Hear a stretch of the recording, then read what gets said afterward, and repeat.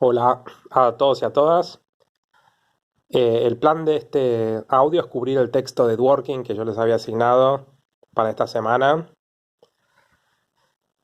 Lo que hace Dworkin en este capítulo es intervenir en el debate que veníamos viendo sobre el papel de las normas y los principios en las decisiones de los jueces.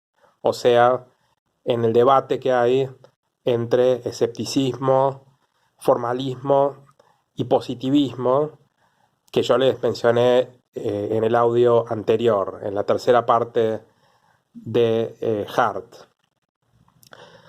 ¿Qué posición toma Dworkin en este debate? Bueno, él no es formalista, no es positivista, sino que es algo intermedio. Vamos a ver si se entiende esto un poco mejor.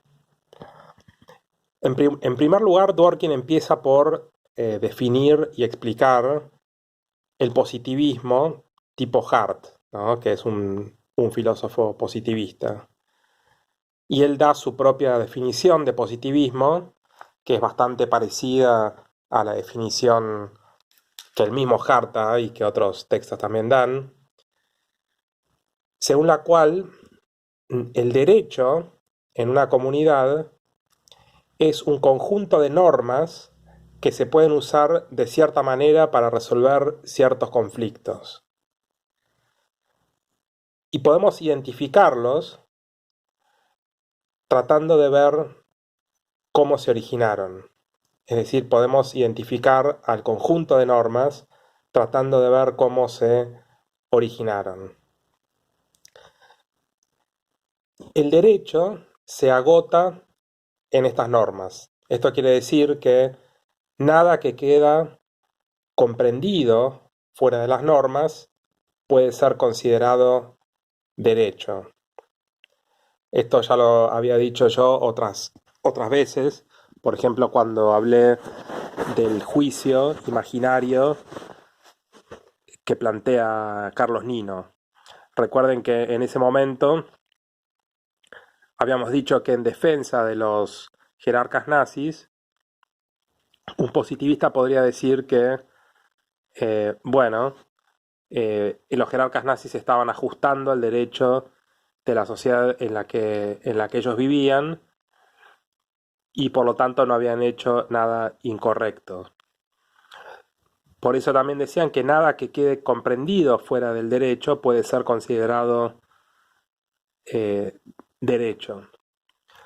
Ahora bien, si hay normas en una sociedad que son vagas o poco claras, diría un positivista, entonces decide el juez de manera discrecional. Esto viene a cuento del concepto de textura abierta de Hart. Recuerden que para Hart hay situaciones, contextos en los cuales los conceptos o los términos legales que se aplican o que se usan son ambiguos o son poco claros. Y esto es por cómo es el lenguaje natural que usamos nosotros los seres humanos, tanto el español, el inglés, cualquier idioma. Es inherente al lenguaje que haya texturas abiertas, es decir, que haya situaciones poco claras con respecto, o mejor dicho, términos poco claros y que son sujetos de múltiples interpretaciones. Bueno, cuando sucede esto, el juez decide de manera discrecional cómo entender o cómo interpretar un concepto determinado. Y otra cosa que dice el positivismo, según Dworkin, es que no hay obligación jurídica en ausencia de norma jurídica. Esto quiere decir que lo único que genera obligaciones son las normas, ¿sí? Y donde no hay normas, no hay obligación de absolutamente nada, ya sea para hacer o no hacer algo. En otras palabras, un positivista dice que la obligación nunca es independiente de la norma.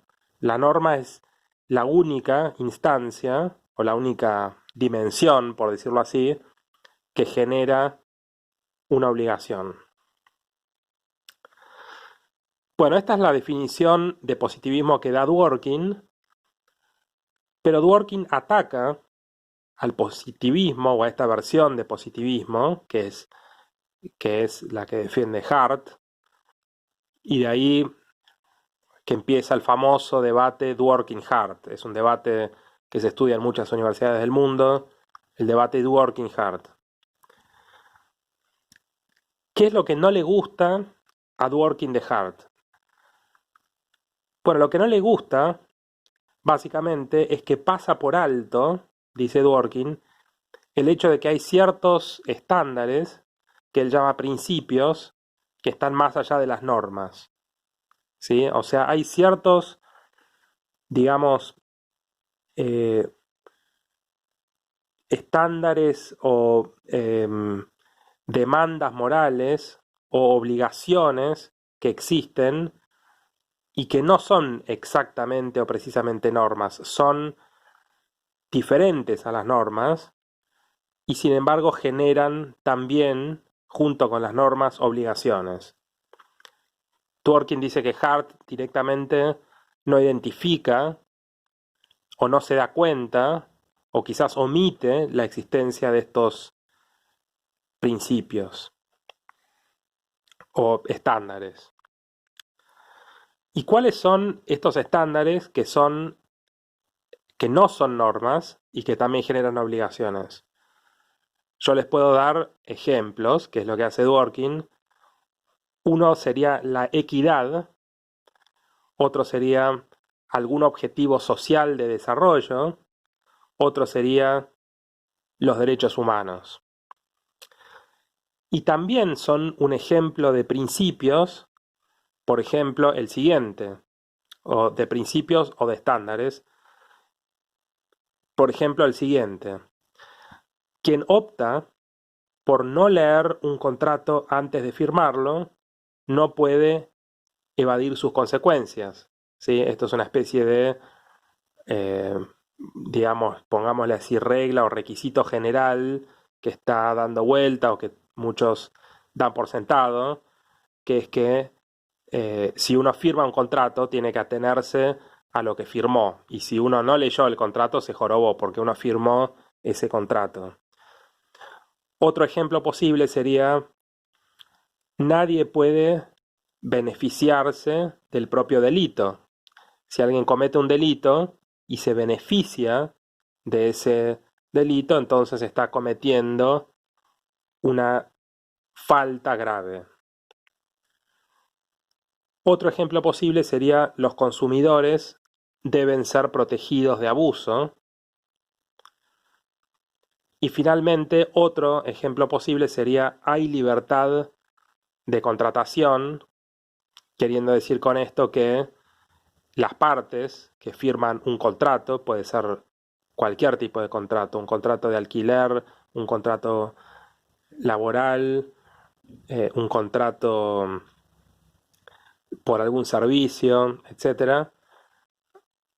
Las partes que firman ese contrato tienen libertad, es decir, pueden rechazar o no el contrato que la otra parte le ofrece.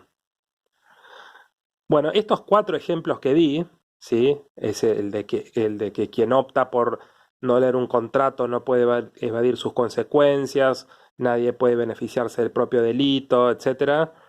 Esos 4 ejemplos no son estrictamente normas, sino principios. Dworkin los llama principios. Son estos estándares de los cuales yo les hablaba antes, según los cuales existen obligaciones de cierto tipo que son diferentes a las obligaciones que generan las normas. ¿Sí? Entonces tenemos, a diferencia de lo que dice el positivismo, que es que solamente las normas generan obligaciones, lo que encontramos acá, según Dworkin, es que además de las normas, hay otra cosa que generan obligaciones que son estos principios de los cuales yo les di algunos ejemplos. Ahora, esta diferencia entre principios y normas es importante advertirla, es importante notarla, porque si es cierto lo que dice Dworkin, es decir, si es cierto que existen estos dos niveles, entonces el derecho no se va a reducir a las normas, no se va a agotar a las normas, o no va a existir derecho únicamente cuando existen normas, como decía Hart, sino que va a haber algo más que está en juego y que tenemos que entender para descifrar y para entender qué es el derecho y qué debería ser el derecho. Y esto coincide con lo que decía Carlos Nino en el texto en el cual plantea el caso imaginario del juicio a los jerarcas nazis. Recuérdense que Carlos Nino ahí decía que, bueno, es una, digamos, visión un poco sesgada o reduccionista, reducir el caso de los jerarcas nazis a una cuestión de, bueno, ellos cumplieron la norma, no cumplieron, como que había otras cosas que estaban en juego, por ejemplo, principios básicos de derechos humanos, de la libertad de las personas, etcétera, etcétera. Bueno, entonces tenemos planteados ya y en claro y explicitados dos niveles de análisis del derecho que generan obligaciones, las normas y los principios. Y lo que podemos hacer ahora es tratar de entender más en detalle qué diferencia hay entre las normas y los principios. Bueno, lo que dice Dworkin en este capítulo es que una diferencia crucial, muy importante, entre esas dos es que las normas se aplican a la manera de disyuntivas, ¿sí? Esto quiere decir que o bien se cumplen o bien no se cumplen. No hay un punto intermedio, no es que se cumplen a medias, o que quizás sí, quizás no, o que depende el día. O sea, o se cumplen o no se cumplen. Les doy un ejemplo. Eh, Primero, les doy un ejemplo de un juego y después les doy un ejemplo real, como para que se entienda un poco más. En el ajedrez, el alfil o bien puede moverse a un casillero o bien no puede mover a ese casillero, ¿sí? Como ustedes sabrán, los que juegan ajedrez, un alfil, por ejemplo, un alfil que está en un casillero blanco puede mover únicamente a casilleros blancos. Es ilegal, dentro de las reglas de ese juego, que un alfil salte de casillas blancas a casillas negras. Otras piezas pueden hacerlo, el caballo, la torre, pero el alfil siempre se mantiene en casilleros de su mismo color. Entonces hay una norma que rige el ajedrez, según la cual el alfil no puede saltar de un casillero blanco a un casillero negro. Y ahí queda claro lo que yo les decía, que es que las normas se aplican a la manera de disyuntivas. Esto quiere decir, o bien puede mover a este casillero o bien no puede, pero no hay puntos intermedios. No puede decir, bueno, depende, en este torneo podía, en este no, o a veces puede, a veces no. No, no hay grises, no hay puntos intermedios. Es una opción excluyente y exhaustiva. Ahora les doy un ejemplo de esto de que las normas se aplican a la manera de disyuntivas del mundo real. Vamos a suponer que hay una norma que rige un bar, según la cual un bar determinado no puede admitir a más de 60 personas en sus instalaciones. Bueno, lo mismo. Esta norma o se cumplió o no se cumplió, ¿sí? No existen puntos intermedios. O había más de 60 personas, o quizás justo 60, o había menos. Si había más de 60 personas, la norma no se cumplió. No hay grados, no hay zonas grises. Por eso dice Dworkin que las normas son claras y directas. Desde ya que existen miles de ejemplos en donde las normas se contradicen entre sí. Por ejemplo, vamos a suponer que la municipalidad de una ciudad decide una norma y resulta que el gobierno nacional decide otra norma que es incompatible o contradictoria con la norma que se había elegido a nivel municipal, ¿no? Supongamos la municipalidad dice que tal bar puede admitir 40 personas y el gobierno dice todos los bares pueden admitir 60, ¿no? Hay una contradicción. Este tipo de ejemplos surgieron un montón a raíz del tema de la cuarentena, donde no siempre había concordancia o armonía entre lo que decidían los gobiernos locales y nacionales, etc. Pero todo esto no quiere decir que las normas dejan de ser disyuntivas. Las normas eh, siguen aplicándose a manera de disyuntivas, es solo que una sociedad elige tener normas contradictorias entre sí y en todo caso lo que hay que hacer es ver cómo solucionar la contradicción que hay entre las normas. Pero las normas siguen siendo disyuntivas. Ahora, volviendo a esto de la diferencia entre las normas y los principios, lo que yo les decía era que mientras que las normas se aplican a la manera de disyuntivas, los principios del tipo, por ejemplo, nadie puede beneficiarse del propio delito, son más generales y más complejos y no tienen una aplicación obvia como lo tiene la norma. Este principio, a diferencia de las normas, no exige una decisión en particular. Al interpretar el principio se puede decidir de una u otra manera. A veces el principio tiene peso, a veces no lo tiene, según lo que determine el jurado o el juicio, ¿no? Entonces ya vemos que no es tan clara la situación con un principio. Es cierto que nadie puede beneficiarse del propio delito, pero empiezan a surgir un montón de situaciones. Por ejemplo, este principio tiene peso o no en un caso determinado. ¿Qué significa beneficiarse? ¿Se puede considerar que tal o cual persona se benefició? Ya ven que no hay algo tan claro y evidente como con las normas. Y Dworkin da dos ejemplos específicos, reales, que existieron, para explicar cómo entran en juego en las decisiones de los jurados los principios y cómo se diferencian de las normas.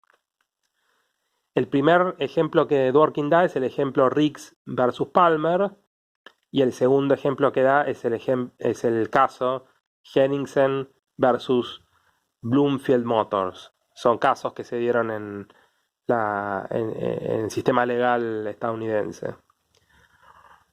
Bueno, en el primero de los ejemplos, un jurado tenía que resolver si una persona que mató a su abuelo para cobrar una herencia era merecedor de dicha herencia, ¿no? O sea, era un caso, Riggs versus Palmer, en donde una persona se ve que mató a su abuelo porque le convenía. Si el abuelo estaba muerto, iba a cobrar la herencia. Bueno, ahí vemos en este caso un claro ejemplo de cómo no existen solamente normas, sino que existen también principios y de cómo los principios pueden llegar a jugar un rol dentro del derecho. ¿Por qué? Porque la norma de ese estado y en ese momento decía que claramente el asesino tenía que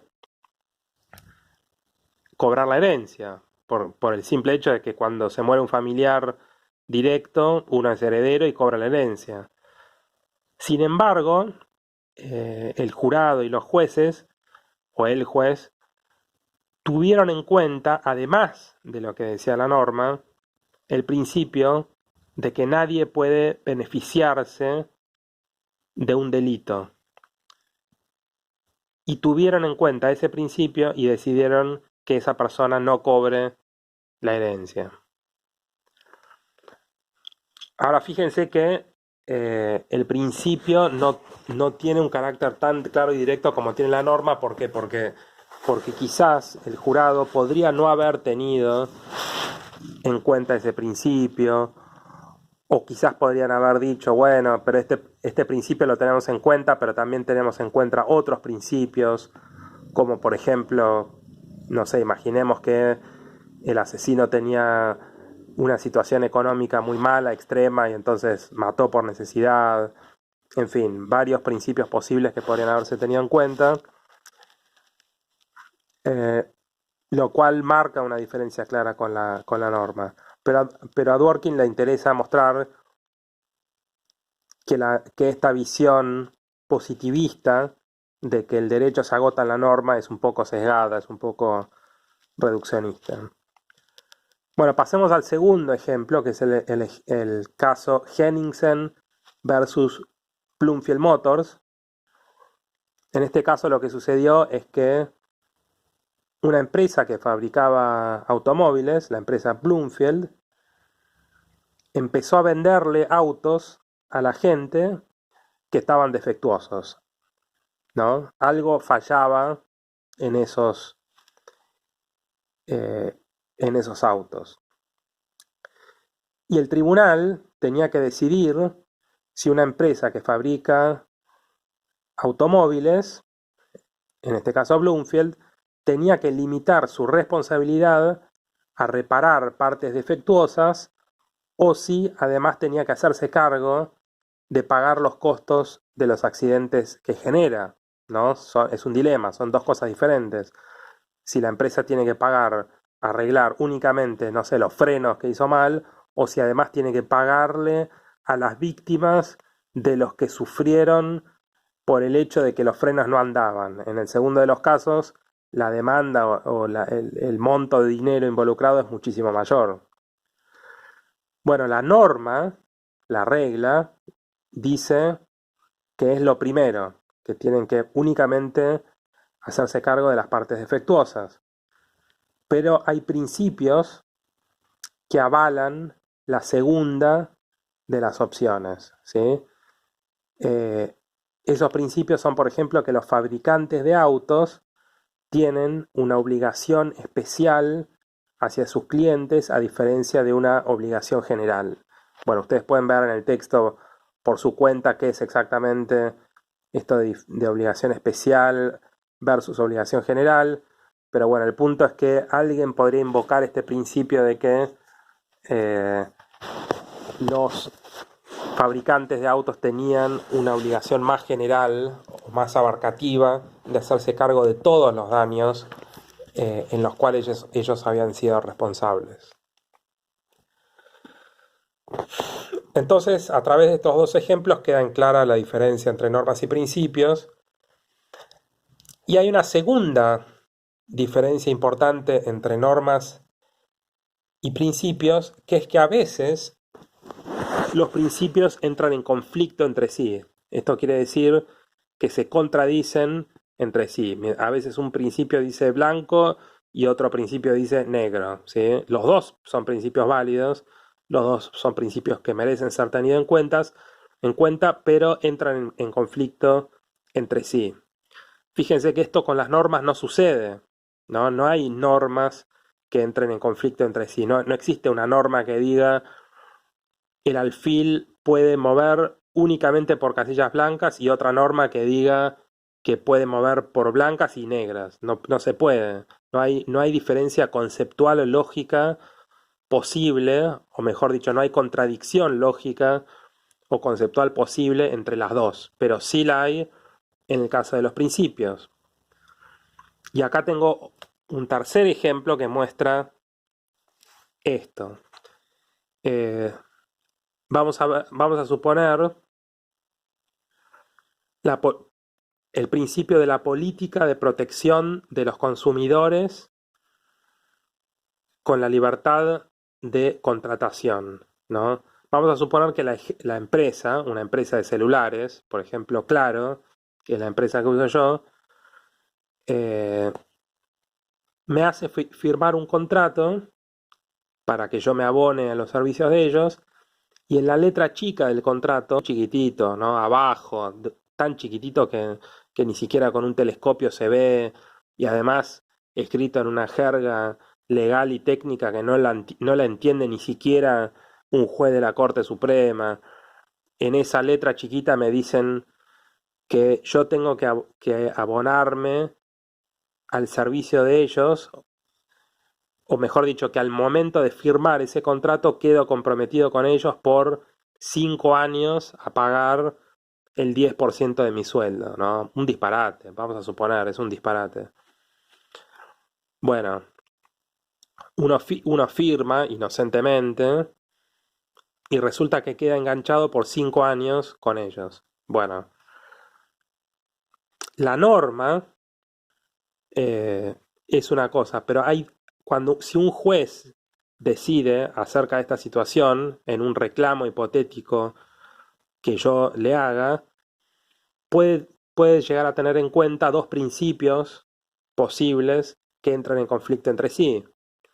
Uno de ellos es eh, la política de protección de los consumidores, que básicamente sería, hay que tener en cuenta que a veces los consumidores no son especialistas, que están apurados por las circunstancias, que están, eh, digamos, siendo engañados quizás por el vendedor.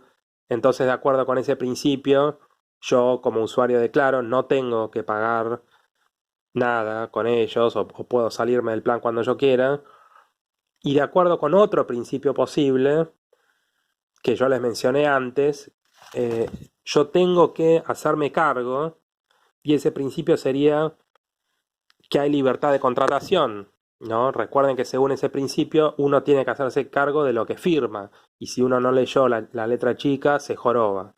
Ahí hay dos principios que entran en conflicto, y este es un ejemplo de cómo los principios tienen características que las normas no tienen. Mientras las normas, repito, mientras las normas no pueden contradecirse entre sí, los principios pueden llegar a entrar en conflicto entre sí.